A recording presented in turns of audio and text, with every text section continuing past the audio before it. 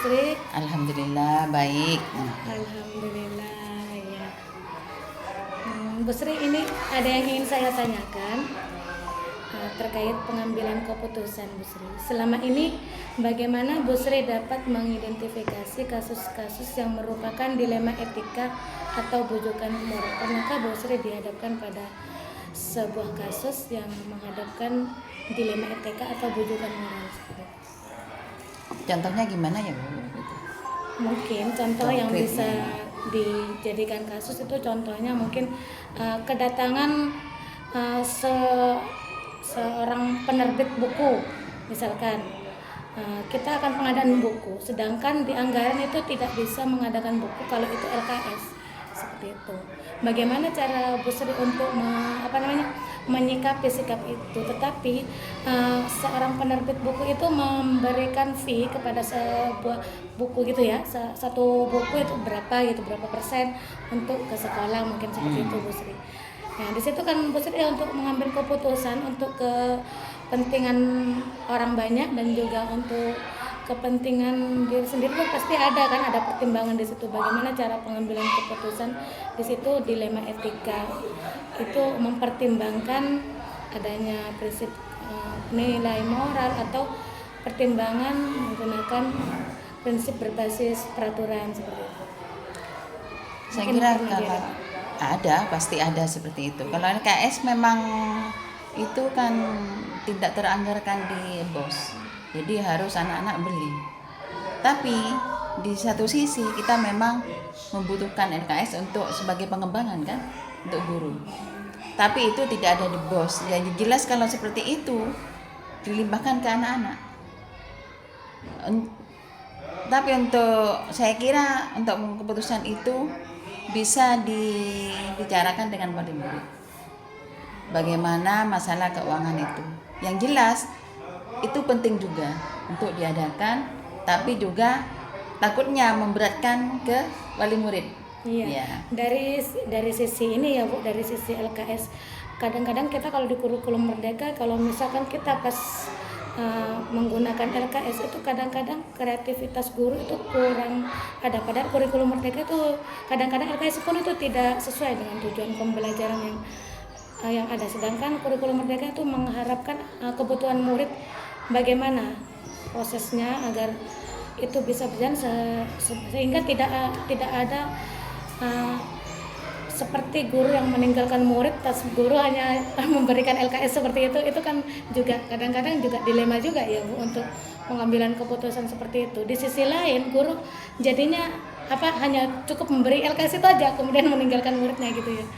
Sebenarnya itu saya tidak setuju ya, kalau LKS itu merupakan satu-satunya. Itu kan hanya salah satu untuk pengembangan guru agar bisa mengembangkan pembelajaran di kelas. Jadi kalau memang itu dilakukan hanya untuk LKS langsung diberikan dengan murid, itu suatu dilema juga. Jadi saya harus turun tangan untuk memperingatkan guru agar tidak meninggalkan murid karena ada LKS itu. Jadi untuk itu di sekolah kan ada buku, memang ada buku. Tapi itu LKS hanya penunjang saja, bukan merupakan satu-satunya. Nah, itu. Jadi begini, saya kira kalau tidak wajib juga bisa itu. Iya, tidak wajib juga bisa. Jadikan keputusan Iya, bijaksana juga iya, ya. iya. Itu tidak mewajibkan. Tidak diwajibkan itu LKS. Itu kan hanya merupakan salah satu. Berarti ada beberapa penunjang yang lain yang bisa untuk sebagai bahan ajaran bagi guru untuk mengembangkan kegiatan proses belajar mengajar di kelas itu. Pertanyaan selanjutnya ya Bu Sri. Ya. Bagaimana Bu Sri menjalankan pengambilan keputusan di sekolah, terutama untuk kasus-kasus di mana ada dua kepentingan yang sama-sama benar dan sama-sama mengandung nilai kebajikan, seperti yang barusan. Melihat dulu duduk permasalahannya, sama-sama dudukkan. Dan kira kalau memang ada kepentingan yang tidak merusak untuk moral dan tidak merugikan sekolah, saya kira itu bisa dimaklumi. Gitu. Kira-kira nih Bu Sri, langkah-langkah atau prosedur seperti apa yang bisa dilakukan untuk pengambilan keputusan itu? Yang jelas untuk dan tahu dulu permasalahannya. Tahu dulu permasalahannya dan dampak apa yang dapat diambil. Misalnya bagi warga sekolah, bagi masyarakat atau murid itu sendiri. Jadi langkah-langkah yang bisa diambil mungkin bisa untuk mendiskusikan bersama terlebih dahulu. Iya, iya. Untuk kasus yang tadi ya, yang LKS itu ya. Iya. Didudukkan untuk diberikan pengarahan. Kalau memang itu tidak penting, saya kira tidak usah saja, bisa dilakukan. Iya. Kira-kira untuk selama ini tantangannya apa untuk pengambilan keputusan dalam kasus-kasus yang tadi? Ya itu Tantangan. kan inginnya fee. Nah itu ya. itu karena dia saya kira kita kan sudah dapat gaji. Iya. Untuk hanya fee itu kan merupakan Tidak perlu ya. Tidak perlu. Dengan memungut itu Iya, kan, iya. bahkan itu bisa jadi pungutan liar juga seperti itu ya Bu. Saya Karena kira kalau mewajibkan itu. tidak juga sebenarnya. Tapi kan itu kita lihat sisi negatif dan positifnya. Iya itu sama-sama ada ya. Iya, Negatifnya ada, positifnya ada. Iya. Iya. Positifnya itu ke anak-anak bisa belajar, kalau ada DPR kan bisa ngambil di sana.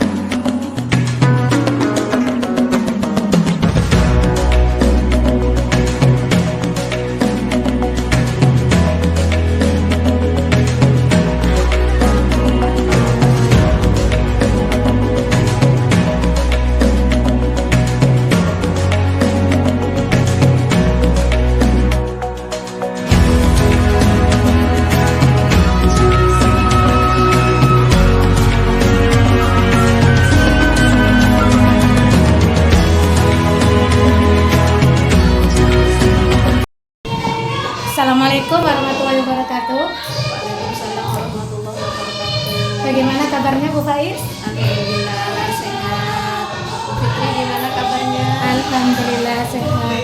Bagaimana selama ini Bu Faiz menjalankan kepemimpinan sebagai kepala sekolah? Lancar Bu? Alhamdulillah lancar, sedikit kadang ada kendala. Tidak harus selalu lancar. Kendala itu pasti ada, pasti ditemukan di setiap kepemimpinan. Tidak semua lancar, kendala itu pasti ada, pasti. Iya. Selama ini Bu Faiz, bagaimana Bu Faiz dapat mengidentifikasi kasus-kasus yang merupakan dilema etika atau bujukan moral? Bagaimana mengidentifikasi?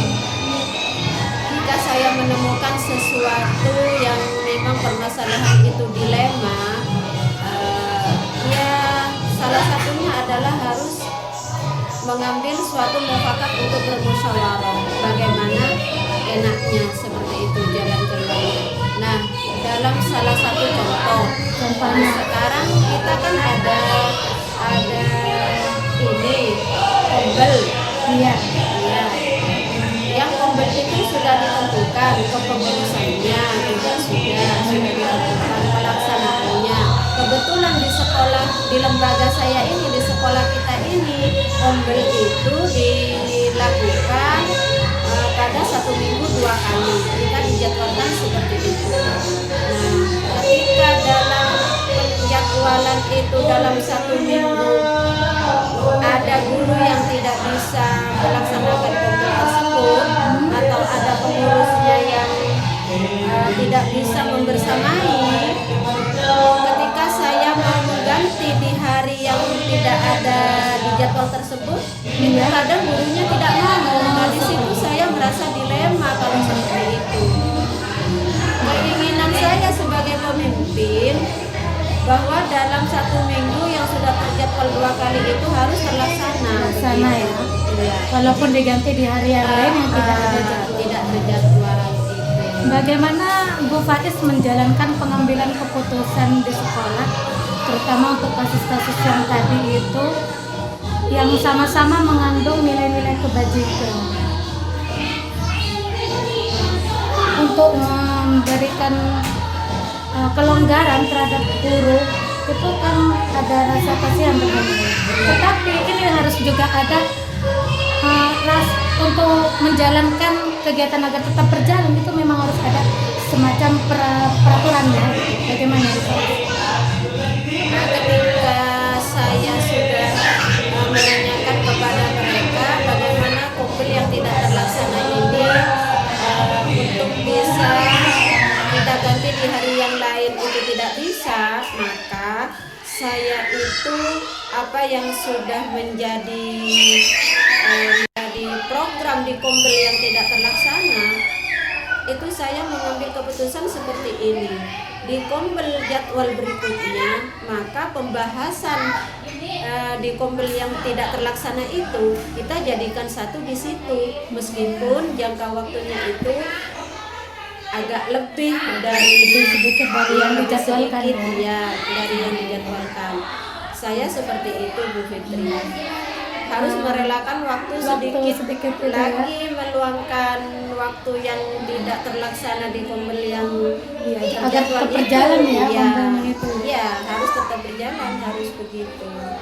Kemudian langkah-langkah atau prosedur apa itu Bu Faiz kira-kira yang bisa dianggap efektif untuk mengambil keputusan? Kemudian tantangan dalam menjalankan langkah-langkah tersebut.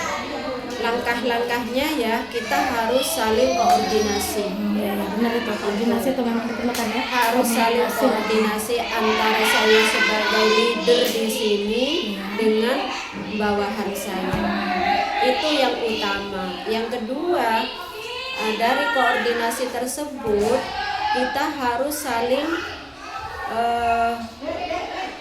menghargai dari apa yang sudah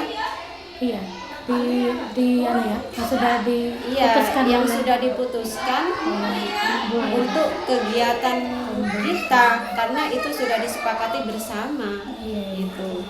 Mau tidak mau ya harus mau, karena harus berjalan kan itu, Bu. Tantangannya apa itu, Bu? Tantangannya bagi saya tantangannya itu ketika saya menyampaikan hal tersebut itu sebenarnya sangat berat, karena ada rasa empati gitu ya, karena memang kita tidak bisa memaksa ya. Iya, tidak bisa memaksa kepada bawahan kita, karena di situ banyak yang punya kegiatan dan tugas masing-masing seperti itu. Jadi saya tidak boleh otoriter untuk mereka harus permisif juga gitu ya, tidak boleh seperti itu. Itu yang menjadi tantangan utama saya. Kira-kira dalam pengambilan keputusan itu Bu Faiz itu apakah langsung mengambil keputusan atau ada renggang waktu untuk pengambilan keputusan? Jika memang itu permasalahannya tidak begitu berat, saya putuskan pada saat itu juga. Jika memang permasalahannya itu butuh untuk tenggang waktu, maka saya harus ada tenggang waktu untuk menyampaikannya, karena kan tidak bisa berusaha menghadapi anak buahku. Ada waktu juga ya untuk memikirkan keputusan yang bijaksana, yang terbaik untuk semua pihak, yang enak untuk saya juga untuk anak buah, kan seperti itu. Satu lagi nih Bu Faiz, kira-kira pembelajaran apa yang bisa Bu Faiz ambil dari pengambilan keputusan tersebut? Satu ya, yang bisa saya petik dari semuanya itu adalah keharmonisan kita bersama.